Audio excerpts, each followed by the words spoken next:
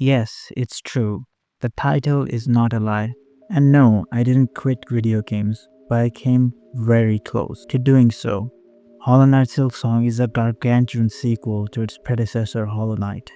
That isn't to say that the first Hollow Knight was a small game, but comparatively speaking, Hollow Knight Silksong is just so massive. In fact, it was so massive that I found myself drained by the end. Drained to the point that I really wanted to quit playing video games altogether. So let me start from the beginning and tell you how Silksong bullied me into considering a new hobby.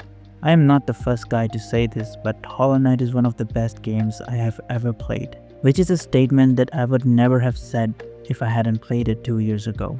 You see, I had tried playing Hollow Knight throughout many phases of my life, but for some reason it never clicked with me. I was always interested in experiencing Hollow Knight for myself, mainly due to its renowned status in the gaming sphere. It always came on top of many best games of all time lists, and a game with such a status means a lot to me personally.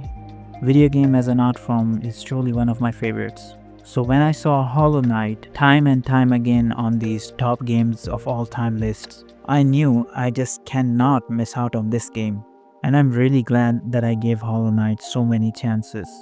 It was not until my third try that the game finally clicked for me. The reason why it never clicked the first time around was because I was really new to the Metroidvania genre, a genre that I fell in love with after I played Hollow Knight. But during my first tries, it was just really confusing for me on finding out where to go. Since the game was not very linear and you could go to many different areas without any restrictions, I just kept getting lost and became frustrated with myself because these harmless looking bugs kept beating my ass. I remember I got to the Hornet boss fight and found it really hard to beat her. It was where I rage quitted Hollow Knight for the first time. I think I should mention this. I had beaten many From Software games before this, all three Dark Souls and Sekiro, yet I found it really hard to beat Hornet in Hollow Knight. I don't know if it's just me, but I think 2D games are much harder than 3D games. So months passed by and I still had Hollow Knight in the back of my mind. I knew someday I had to go back and beat that game. And then I gave it my second try. Now on my second try, I did make it past Hornet. But as soon as I beat her and started exploring the next part of the map, for some odd reason, I just lost the motivation to play anymore. I really don't know what happened. I started to get the hang of how exploration was done in Hollow Knight, but the amount of secret areas, blocked areas, areas where you couldn't get to, they just started to overwhelm me, and I uninstalled the game once again. By now you might realize that I really did struggle with the first game as well, and I will get to Hollow Knight Silksong in a bit. But I think it's a really good thing to mention my relationship with Hollow Knight first, because it will give you insight as to why I felt so broken by the time I reached the end of Silksong and wanted to quit video games altogether. So during my third playthrough of Hollow Knight, I just made a promise with myself that I will see it through till the end. I focused only on Hollow Knight and deleted all the other games on my PC. And this turned out to be a really great decision for myself. I became absolutely lost in the world of Hollow Knight. The characters and the atmosphere and the superb music by Christopher Larkin completely immersed me. At the time, I was doing a full-time job, and Hollow Knight was my escape. It was a truly magnificent experience. I still remember the first time I stepped into the City of Tears, and that music, oh, that music, you know what I'm talking about. It was truly surreal. Everything in the first Hollow Knight was well balanced, and the bosses were very challenging, but never felt impossible to beat. I didn't end up doing 100% completion, but I came very close at 95%, which is really big for me personally, because I usually do not partake in side activities in video games. But now let's jump to the sequel, Hollow Knight Silksong, which I have very different thoughts on. Because Hollow Knight Silksong has a huge difficulty spike from the very beginning. After the first boss, it's like the game throws you into the pits of hell. Even the first few areas are like you're wandering through hell.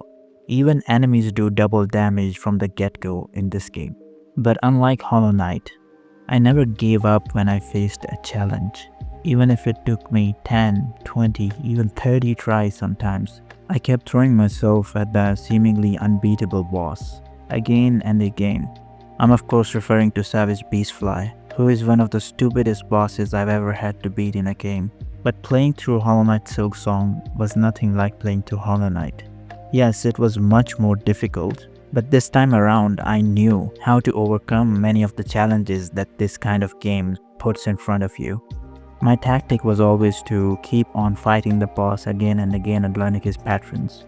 Silksong introduced a new crest system, and you could also use tools to help you throughout fights, both of which helped me diversify my attack strategy. I really loved using the Reaper's Crest along with Cogflies, a combo which helped me to fight bosses that were quick and gave narrow opportunities to attack. The other tool I really liked was the Flea Brew. That along with the Wanderer's Crest helped me fight like I was in Dragon Ball Z or something. And this combo was really useful to fight bosses that are found really tedious. And speaking about bosses that are tedious, this game has a lot. Hollow Knight Silksong has tons of bosses, and I wouldn't hesitate to say that most of them are really good, but some of them are just awful. Like the second boss fight with Savage Beastfly is just so bad. And Growl the Great, I think I just have to mention his name. Pale Stag was also not that good. Other than these, I don't really remember any bad bosses, at least in design. But the real reason why I think I struggle with this game so much is the constant increase in difficulty. Like this game starts at a very hard difficulty level, and they keep on building upon that. The first boss that I really struggled with was Last Judge. She appears at the end of Act 1 and acts as a test of what you've learned so far throughout the whole act. I probably died 50 times fighting her.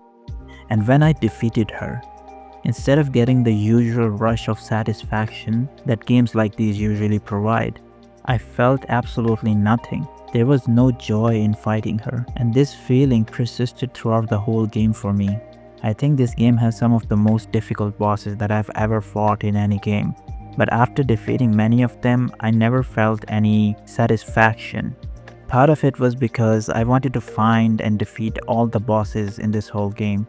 Like I didn't want to miss a single side boss. And this is an unusual motive for me. I usually just like to experience the main content in a game and just move on. For some reason, I just wanted to experience everything this game had to offer. After finishing the first act, I knew that I never wanted to play this game again. So I made the decision to experience everything I can in my first playthrough. This was not a good decision, and no one should do it, especially if you have no experience completing a game. I tried collecting all the tools, all the abilities, and all of the crests, but it was just not a good experience. I did like exploring all of the areas in Farloom. The Citadel is just one of the best levels of all time for me. The sheer scale of this game was not meant for a beginner like me to tackle for completion. That is why I would say that I had a really bad experience going through this game. If I had just done the first act and the second act and stopped playing there, I think I would have really liked this game. But the extreme difficulty of the third act really soured me on this game. I really hated all the gauntlets I had to go through, even in the second act, but the third act was just crazy. The first game never really had that many gauntlets, but in Silksong almost all areas have gauntlets, and you have to complete them in order to progress the game. The part that infuriated me the most, the stupid platforming sections. There are so many in this game. The platforming itself is not at all bad, but in some areas you get double damage if you hit anything, and when you die you start all over again. Even remembering all of this is just so frustrating for me. For me, the first Hollow Knight was very balanced. Of course, it also had its tedious sections, but it always felt quite doable. Even if it wasn't doable, you could go to another area and grind, buy some tools to make it easier for you, or you could face an easier challenge altogether. This is possible in Silksong as well, but each challenge you face is never easy, and everything in Silksong is too expensive. Most enemies don't even drop the rosaries, which are the currency in this game, and when they do, it's very little. In Hollow Knight, after you defeated any boss, you would get a lot of geo. In Hollow Knight Silksong, after you defeat a boss, you get absolutely nothing. This is why I say that this game bullied me. It bullied everyone who played it, and I just don't think I would ever go back to such a game. That is what I was thinking, but I heard there's a new DLC coming. Oh no, Sea of Sorrow. I guess it's time for my demise, because I cannot miss out on this. Please, somebody, help me.